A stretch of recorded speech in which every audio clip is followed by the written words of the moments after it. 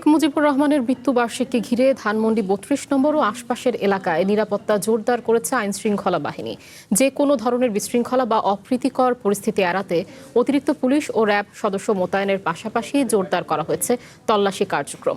ভোর থেকেই ধানমন্ডি ৩২-এ বঙ্গবন্ধুর ভেঙে দেয়া বাড়ির সামনের সড়কের দুই পাশে ব্যারিকেড বসে অবস্থান নেয় পুলিশ। বাড়ির সামনের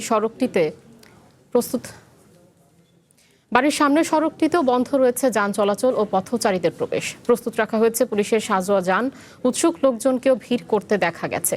এদিকে বেলা বাড়লে শেখ মুজিবুর রহমানের প্রতিকৃতিতে ফুল দিয়ে শ্রদ্ধা জানাতে টাঙ্গাইল থেকে আসা এক যুবলীগ কর্মীকে আটক করে পুলিশ। ধানমন্ডি থানার ওসি বলেন, পরিস্থিতি নিয়ন্ত্রণে রয়েছে। এদিকে গুলিস্তানে আওয়ামী লীগের পার্টি অফিস ঘিরে আইনশৃঙ্খলা বাহিনীর রয়েছে সতর্ক উপস্থিতি।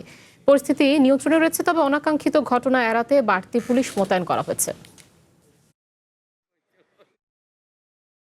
যুবলীগের সক্রিয় সদস্য হিসাবে এখানে ফুল দিতে আসছে, ঘোষিত সংগঠনের সক্রিয় সদস্য হিসাবে আসছে। নিরাপত্তার খাতিরে এখানে নিরাপত্তা আইন শৃঙ্খলা ডিউটিতে নিয়োজিত আছে। আমাদের দেশে সবকিছু স্বাভাবিক প্রক্রিয়া আছে, কোনো সমস্যা নেই। সব আমাদের এখানে স্বাভাবিক, আইন শৃঙ্খলা পরিস্থিতিও স্বাভাবিক।